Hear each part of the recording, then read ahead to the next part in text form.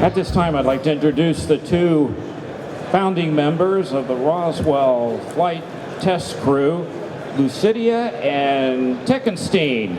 And you'll have to figure out which one is which. Guys?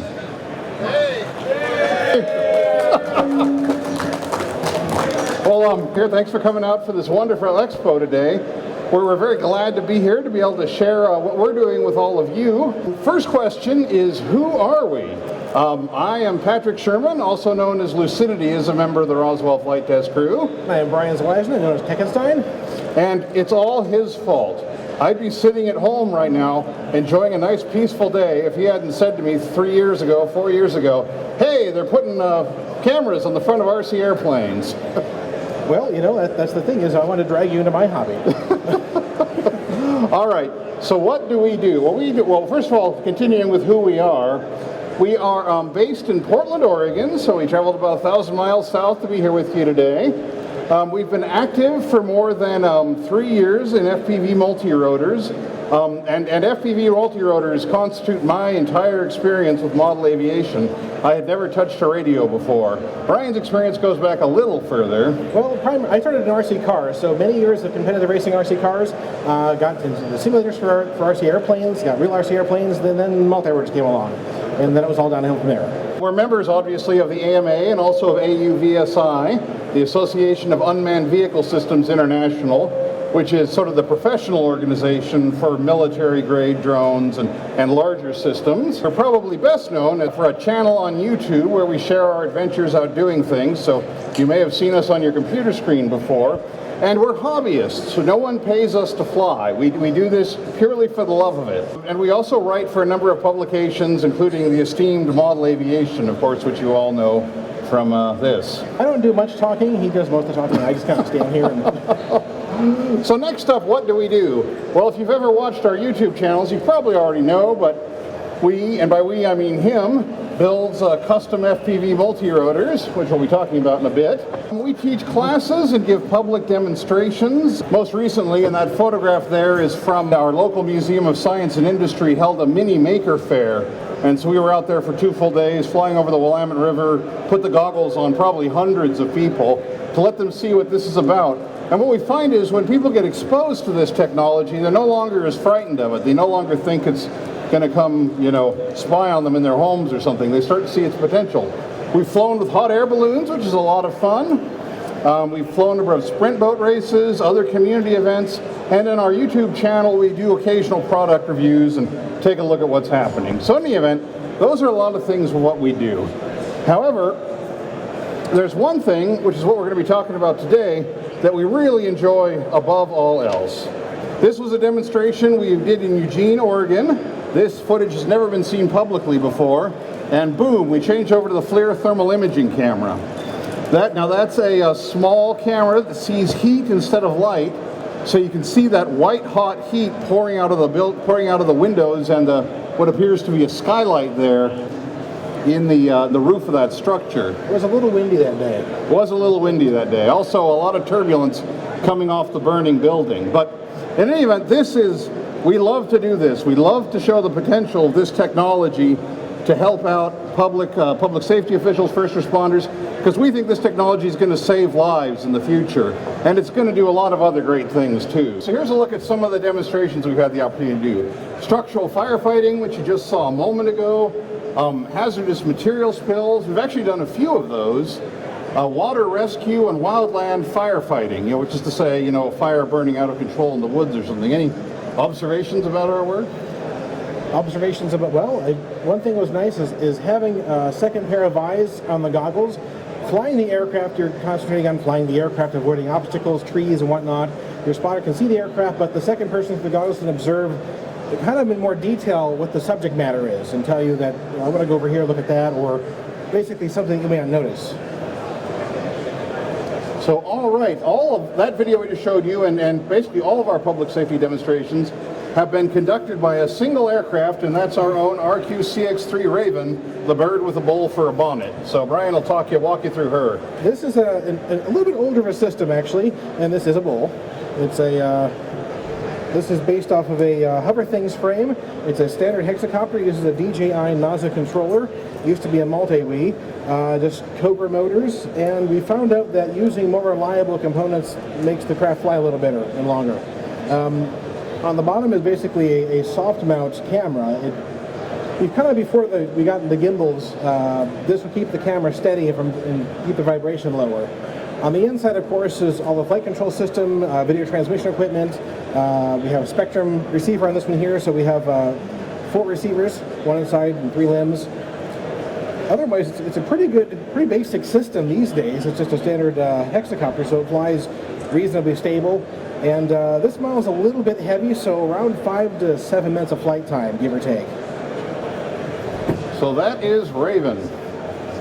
Now, what we really want to talk to you about today is the critical role that we see hobbyists, that we see all of you playing in the adoption of this technology in public safety and other useful, beneficial, things that are done in society. However, this will unfortunately require us to take a detour towards some severe legal entanglements. And that's to say specifically, what are the rules today that govern the use of small unmanned aircraft systems or drones? Two interchangeable, somewhat interchangeable words. Everyone, whenever the media sees that, they call it a drone.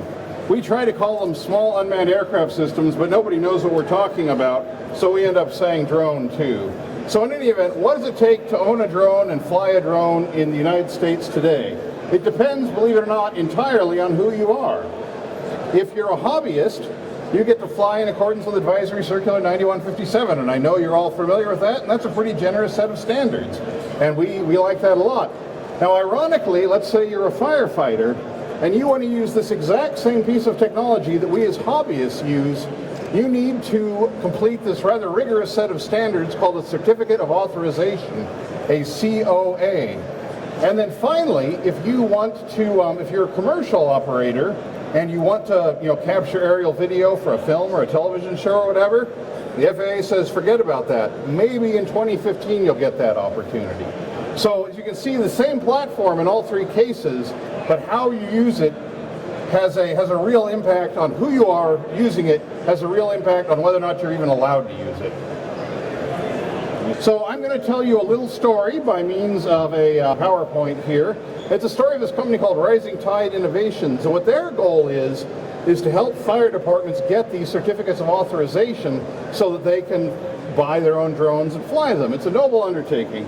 So you can imagine here that Rising Tide Innovation tracks down a local fire department, and they go up to the chief and they say, "Hey chief, you should buy a drone. It'll help keep your guys safe and make you more efficient." And the chief, being a reasonable and prudent man who wants to be careful with the taxpayers' dollars, says, "Okay, but first I want to see how it works." And I mean, that's reasonable. Who's going to spend all this money on something they don't even know if works? Fair enough.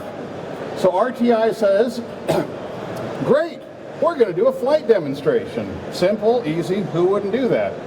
Well, there's a problem. Federal Aviation Administration comes along and says, "Not so fast. You're trying to sell your services to that fire chief. That's a commercial operation, so you can't fly that demonstration that you want to fly." Okay, so RTI heads back out into the world, and lo and behold, they find another logo that happens to belong to us. And they say, "Hey, wait a second, you guys are hobbyists, you can fly under 9157. Will you come fly for us?" And it's us, so we say, "You bet, we're going to go do that." So then RTI turns around, says back to the FAA, "Hey, is it okay if we use hobbyists to do this demonstration?" And the FAA responds, "That's the only way that you can do this demonstration. The only people who can demonstrate the potential of this technology in the United States today are hobbyists, all of you." So what does all this actually mean? It means that the future of unmanned aircraft in the United States is sitting right here in front of us right now. We need you guys. We need you guys to participate in this, to show the potential of this technology, to be the ambassadors who are going to carry this forward and help us get to a new world where this technology saves lives in the fire service, where it helps improve our crop yields, This is going to have enormous benefits in the decades ahead. It's going to rework our society just like the internet did. So you're thinking to yourself, that's cool, I might like to be a part of that. But how do I get involved? And while I'm at it, I'd kind of like to win some cool prizes. So we've got a couple of different awards that are open right now. The first one is called the Drone Social Innovation Award. It's being put on by the Drone User Group Network. They launched out of, originally out of Washington, D.C., and they've sort of had networks spreading all over the country at this point. Now, both these awards I'm going to tell you about are pretty similar. So, to tell you the truth, if you're a cagey guy, you might enter one project into both awards, and you'd probably be okay. So these are both going on right now. They both will involve you doing two things: building a small unmanned aircraft system, an FPV system, a drone, whatever you want to call it, and then heading out and finding a partner in your community that you can work with. Maybe a local parks department wants to see how invasive species are creeping into a park. Maybe you could help a local historical society make a film about some historic building on the location. Whatever it may be, but find some way, find a partner in your community where you can use this technology in order to make life better. Now, the Drone Social Innovation Award, as you can see there in great big type, that's a $10,000 cash prize, and that comes courtesy of Nexa Capital Partners, which is it's an investment firm that works in aviation and other related industries. And they see the potential of this, obviously, so they want to be a part of it. Your entries are due by June 20th, as you can see there. And you, if possible, the organizers would like you to send them an email no later than March 17th to let them know that you're going to be participating. It's not required, they just kind of want to have a sense to be ready for how many things are going to come in. Your submission's going to be a 2 to 4 minute video posted on YouTube. We can help you with that. We've done that once or twice ourselves. And in addition to that, a 1 to 2 page write-up describing your program. And finally, for this project, your platform, your UAV, which includes both the aircraft and the ground station, has to cost less than $3,000. They really want to see what people can do with simple, off-the-shelf technology to make society a better place. That's really their goal. And you can see their website, which I've got there, dugn.org/prizes, for all the details. So check that one out.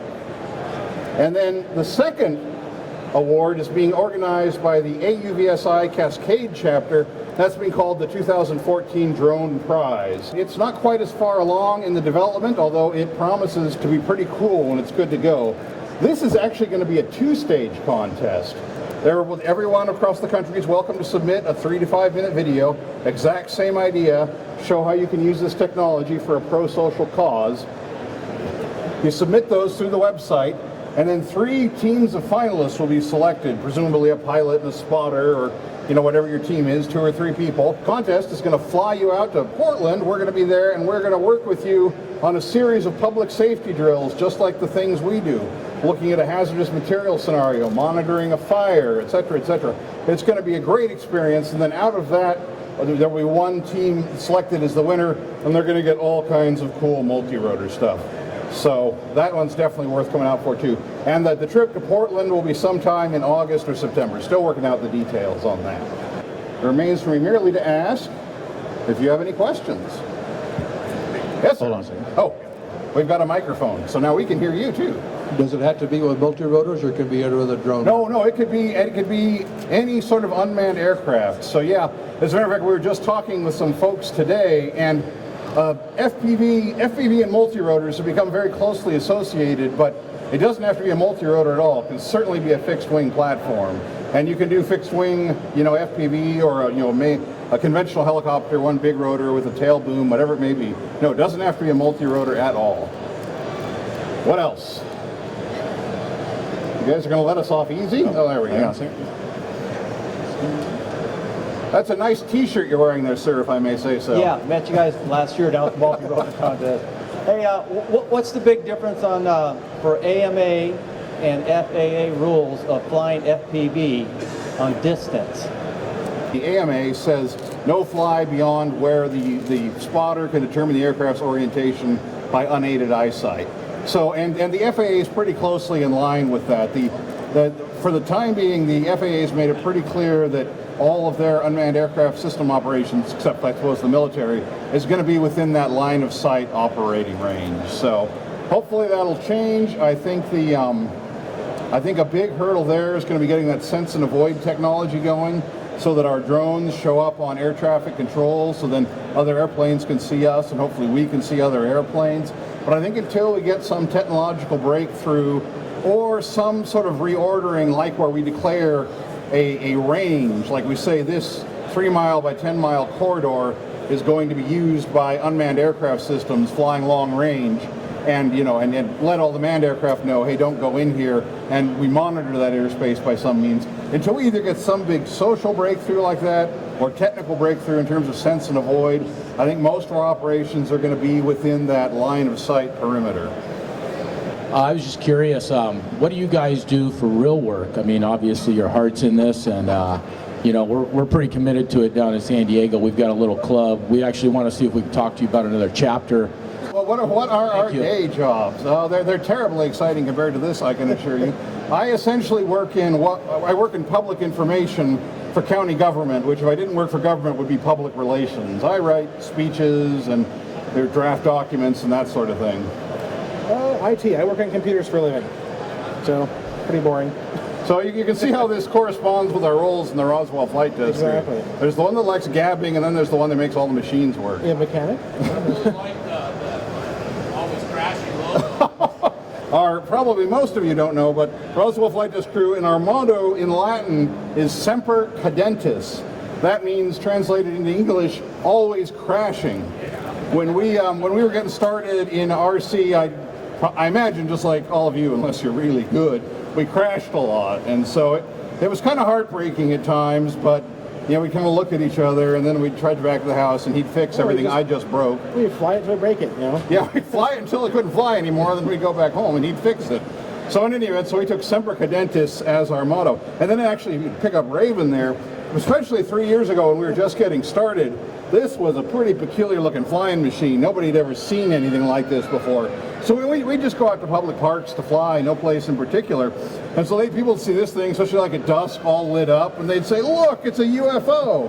So it's a UFO, and we crash a lot. So we took our name from the most famous UFO crash in history, being Roswell. So we like to think of ourselves as those poor little gray guys got stranded here, crashed one too many times. What's your favorite flight controller so far? What have you I would say NASA, but their most recent stuff we've had some issues with, so we're not going to say that quite yet. This is a NASA flight controller. It's been just rock solid and 100% reliable. Every time we've flown it, heat, cold, everything. But the new ones, for some reason, aren't as reliable. Might be software issues. The multi-Vs are very reliable as long as they're built well. If you build your own, make sure everything's perfect and solid so it can withstand a little bit of vibration. Those have been very, very good. Mainly it's a matter of making sure that the craft is tuned properly, because if you have an aircraft that's not quite tuned properly, it will fly good in a hover, but badly at speed or in wind or tight cornering or things like that. So it's a matter of building it and tuning it properly. I think most of the flight controllers these days are stable enough that you can fly reliably with no problem. It's the advanced features like return to home and waypoints that are going to gum me up a little bit. What kind of response do you usually get from non-AMA members when you go out to fly? I know you've mentioned to us that. I'm trying to find out, are they positive responses? I don't think we've ever gotten a negative response. People are always intrigued. They ask a ton of questions about how it works. They're excited. We're just out flying for fun, we let them put on the goggles, and they love that. I think probably my favorite ever example of this is Portland, Oregon, where we're from, is known as the City of Roses, and we have a very famous rose garden there. It's a beautiful rose test garden, international rose test garden. Very nice. So we kind of looking for someplace else to fly, went to the International Rose Test Garden. And so we're flying around, we're buzzing the rose bushes, and we're talking to people and whatnot. So we pack up, we're leaving, and the sweet little old lady's just, obviously she's got me zeroed. She's coming right at me, and I thought, oh goodness, here it comes. This is what I've been waiting for. I've destroyed the tranquility of her walk in the rose garden. She's going to chew me out, and I'm going to deserve it. So she comes right up to me, and she says, that is the most fun we have ever had here. I love watching those things fly. And she asked me a bunch of questions about it. So I'm not lying, we have never had a negative response when we're out flying. So basically, you're telling us that most of us here today can act as good advocates for this portion of our hobby. When we go out there, we show people what we're doing, we engage them in the process, and they see it and they enjoy it. We seem to get a general change from what the media presents to us all the time. Oh, yeah, How do you feel about the way the media sometimes looks at what we do, and how can we provide a more positive response? Great question, Andy. I would say, you know, if you want a lot of headlines, if you want to sell a lot of newspapers, put the word drone in the headline. Boom, you know, done. And people are just terrified that, you know, the drones are coming to get them, they're going to fire missiles at them, they're going to invade their privacy, etc., etc. And we have certainly met people like that. People have come up to us and said, ooh, drones evil. But we have never, once we take somebody and we just show them the aircraft, even if we don't get them to try on the goggles, they always come away convinced. They always come away seeing the potential and no longer being afraid. I'm a member of AMA, but I have never flown a drone before. What I want to know is that if I flew a drone and I crash and I damage somebody's property or some physical damage to some human, does the AMA program cover the insurance? The answer to that question is yes, that you are covered if you're flying this technology. Now obviously you have to be following the AMA rules, which is primarily document 550, so you're within line of sight, you have a spotter, you're obviously not flying recklessly, I mean you're not flying over a crowd of people where it'd be easy to foresee you're going to hurt somebody. But yeah, as long as you're flying within AMA rules, you are covered. So that's a cool 2.5 million, I believe. So yeah, don't let that stop you. You are covered. Now, if I do fly the FPV and the AMA program covers it, how much does it cover? The 2.5 million? Well, you'd have to check the policy. I'm not you know by chance offhand? There are. It's either 1 million or 2.5 million. I believe it's 2.5 million. And if you can do that much damage in one day with one of these, you're a good man. Just one quick question. Fire away. Probably in response to this gentleman's question. Does not have to be a sanctioned event to be covered. Number two, where do you get in the line of evasion of privacy along that line? No. The insurance covers you wherever you are. I mean, again, provided you're being prudent. If you do something colossally stupid, you're on your own. But don't fly over a crowd of people or a Lamborghini show or something. But other than that. And then I didn't quite get the second question. Regarding invasion of privacy, which is obviously a big topic in this nation today, where do we go there? What's the line? The AMA standard in document 550, which I think is a good standard, says that you should not fly FPV or capture video in an environment where a person would have a reasonable expectation of privacy. So if somebody's sitting in their backyard, you know, potting their tomatoes or whatever, and they've got a fence around their yard, they probably expect they can't be seen by the general public. So if you flew over them with your drone and captured video or stills of them, that would be a violation of the AMA's policy, and I think that could reasonably be called an invasion of their personal privacy. You did a YouTube thing on the installation of an A2, DJI A2. What do you think of that? Well, actually, it's a very capable controller. It was extremely easy to configure. It flew, in our experience, basically like the Wukong did. It was heavier material. It was all metal. It had all the upgrades already in there. You could configure each and every channel to do whatever you wanted to do from inside the controller software. It was extremely robust. Had zero problems installing it, configuring it, getting it going. It was basically like a Wukong improved. And it was shiny. That's my insight. Any experience utilizing mission planners, either the quadricopter or the NASA system on your iPad, downlinking and all that? We don't, unfortunately. Everything we do is direct control FPV. Okay. Yeah, this doesn't even have a GPS installed except for ROSD. It's kind of a philosophical choice with us, in that a lot of the missions we do, we tend to think are the missions we're ready to participate in or do in training capacity is immediately responsive to a commander on the ground, or we need to see what's right here, and so we figure sort of the pilot's insight into the aircraft and into what we're trying to see is really important to that. So that's kind of always been our thing. And also, and I know there are great systems out there, but it's a bit nerve-wracking just to flip a switch and let the aircraft do its own thing. I sort of say we're part of the silk scarf crowd. We just want to throw that on and go fly it ourselves. Automation is the future, I have no doubt. It's not our favorite thing. Thank you so much. Wonderful audience, great questions. Thank you.